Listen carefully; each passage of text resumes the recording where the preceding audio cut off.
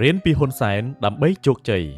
មេរៀនទី9ហ៊ុនសែនកំដរគ្រប់ចង្វាក់ផ្នែកទី1ករណីសិក្សាសម្ដេចហ៊ុនសែនជារឿយៗសម្ដេចហ៊ុនសែនតែងផ្ញើសារនយោបាយទៅកាន់ក្រុមអ្នកប្រឆាំងនិងមហាអំណាចដែលស្និទ្ធនឹងគណៈបកប្រឆាំងថាសម្ដេចអាចកំដរបានគ្រប់ចង្វាក់គ្រប់ស្នៀតសម្ដេចសង្កត់ធ្ងន់ថាបរទេសមួយចំនួនក៏បីស្គាល់ថាកម្ពុជា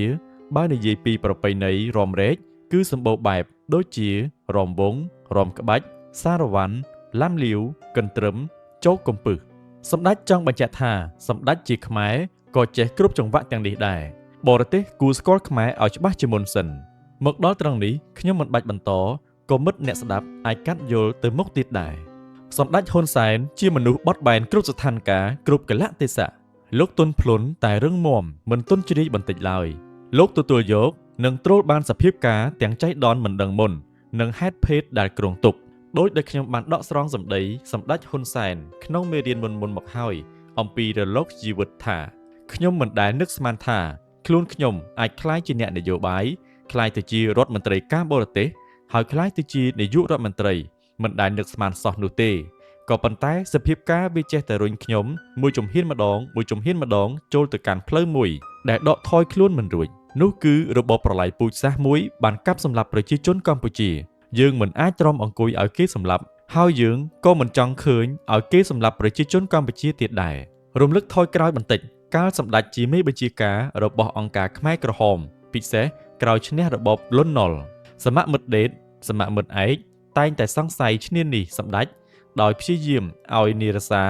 តាមដានយកការគ្រប់សកម្មភាពរបស់សម្ដេចពេលនោះម្ដងវិសតែសមមិត្តដេតចាប់កំហុសបានតែគ្មានភ័ស្តុតាងជាក់ស្ដែងពិសេសដោយទេពកោសល្យនិងភាពឆ្លាតវៃក្នុងការត្រៀមជើងការមុនឆ្លើយដោះសារបង្វែងដានយ៉ាងសមហេតុសមផលតាមស្ថានភាពនីមួយៗជាពិសេសព្យាយាមបំបែកបំបាក់ពង្រត់ពង្រាសសម្ដេចជាមួយសម្ដេចប៊ុនរនីនិងកូនមិនឲ្យជួបមុខបំណងញុះញង់ឲ្យសម្ដេចខឹងច្រឡោតដើម្បីចាប់កំហុសតែសម្ដេចយល់ការគ្រប់គ្រងកំហឹងបានកាលនោះមិនត្រឹមតែសមមិត្តដេតចាប់ថ្នាក់មិនបានរហូតដល់សមមិត្តដេតខ្លួនឯងកើតចិត្តសង្ស័យថាសមមិត្តឯកដែលមកប្រាប់ខ្លួនថាអង្គការខ្ចីដៃកងពលសម្ដេចហ៊ុនសែនវាយវៀតណាមសិនរួចបោះសម្អាតជាក្រោយនោះបែរត្រូវរើគ្នារួមគ្នាក្បត់អង្គការទៅវិញសមមិត្តដេតកុំឲ្យពួកឯងក្បត់អង្គការមុនអញរាយការណ៍ទៅមេតំបន់ដែលជាបងជីដូនមួយឲ្យបានមុនសិនផ្នែកទី2ទស្សនៈសិក្សា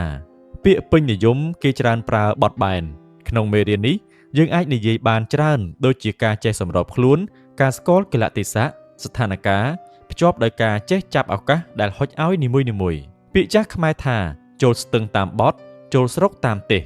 លោកចង់ប្រដៅយើងថាកុំដាច់អហង្ការរឹងត្អឹងពេកព្រោះយើងត្រូវធ្វើការជាមួយមនុស្សក្រុមការងារអង្គភាពស្ថាប័នត្រូវចេះបត់បែនសម្របខ្លួនតាមកលៈទេសៈក្រៅពីនេះយើងមិនស្ថិតក្នុងកលៈទេសៈតែមួយស្ថានភាពតែមួយ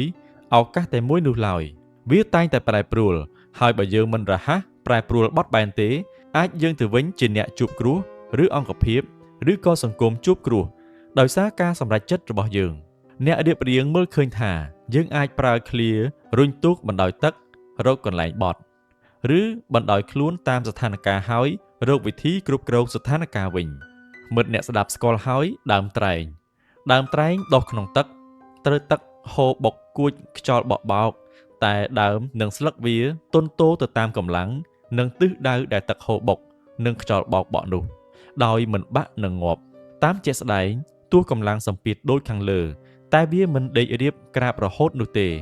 ពោលគឺវាប្រងើបខ្លួនរបស់វារហូតជំនះកម្លាំងទឹកបានក្រោយខ្យល់បោកបក់វាក៏ប្រងើបឈរត្រង់ឡើងវិញដូចធម្មតាជាថ្មីម្ដងទៀតចូលស្ទឹងតាមបត់ចូលស្រុកតាមទេសតែត្រូវចេះបត់មើលខ្យល់រុញទូកបណ្ដោយទឹកតែត្រូវចេះរកកន្លែងបត់ពេលខ្លះទៀតរុញទូកបណ្ដោយទឹករួចដកចង្កូតចោលក៏មានអ្នកដឹកនាំឬអ្នកជោគជ័យក៏បីចេះកំដរគ្រប់ចង្វាក់និងត្រូវចេះបដូរចង្វាក់តាមសភាពការជាក់ស្ដែង